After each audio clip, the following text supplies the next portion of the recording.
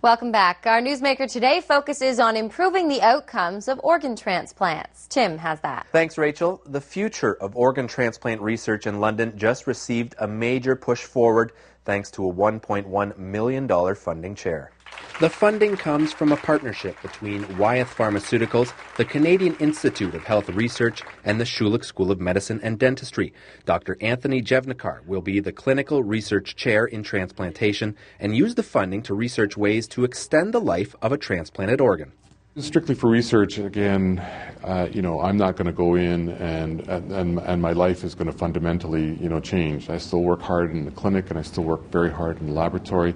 But when I go into the laboratory, what I hope to see will be more team members, and that's what I'm going to grow is our, program. So one of the things is we're going to get expertise in that we don't currently have in London. So that'll be very exciting. And as well, we'll, fund the existing sort of research goals that we have now. Organ transplant research is already a bright light at Schulich School of Medicine and Dentistry, and this new research chair will only enhance the center's already stellar reputation. So this is going to mean further work to shape the future for health and wellness for people who suffer from kidney end-stage disease. People like Pat Davis, who is alive today because of the hard work of Dr. Jevnikar. I'm here today because of the brilliance of Dr. Tony Jevnikar and because of the love and courage of my incredible wife. And I don't just feel like the luckiest man on the face of the earth. I am. And so life was great for me. Between 1988 and 1993, Davis's immune system rejected 3 transplanted kidneys, and he was told a 4th transplant was impossible. On daily dialysis, Davis was ready to give up, but Dr. Jevnikar was not. We have fairly good therapies for some parts of the immune system, others we don't. And in Mr. Davis's case, what we had to do was target those extra pathways. And while, yes, we did throw the kitchen sink at him, it was a very sort of specific target with those kitchen sinks that we threw at his immune system. And I discussed this with colleagues in the United States as well, and they had not actually kind of put all of these therapies together. And we did. Unfortunately, we had a good outcome with Mr. Davis. Davis's wife donated her kidney to her husband, and with the help of Dr. Jevnikar, Davis's body accepted it. And now, 16 months later, he only has one wish. When I first started on dialysis, my little girl was 6 years old.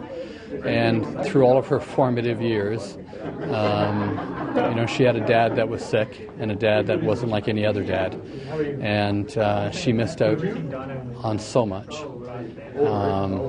And if I could just ask one more thing out of life, it would be that I could be the way that I am now, and she could be 6 years old, and I could do all those things that I was never able to do when she was young. And now Davis and his wife are living life to the fullest. I was at a point where I couldn't walk anymore. Now I play golf. We could never travel.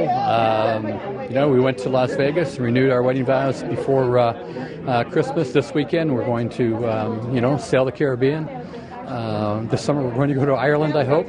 So, we're living our dream for as long as we can. And it's stories like this one that move the medical community and push them to succeed. And this new chair will help countless others receive successful transplants. And London plays a big role. It's the highest organ donating city in Canada. But unfortunately, there are still thousands waiting for organ transplants. And it's very distressing, and that gap is not decreasing because for many reasons. One, as I told you, is that there are patients who have had transplants who then go on to lose their transplants after many years, who are well enough to receive a second transplant, and they know that survival depends on and quality of life depends on a new transplant, so they come back to that list.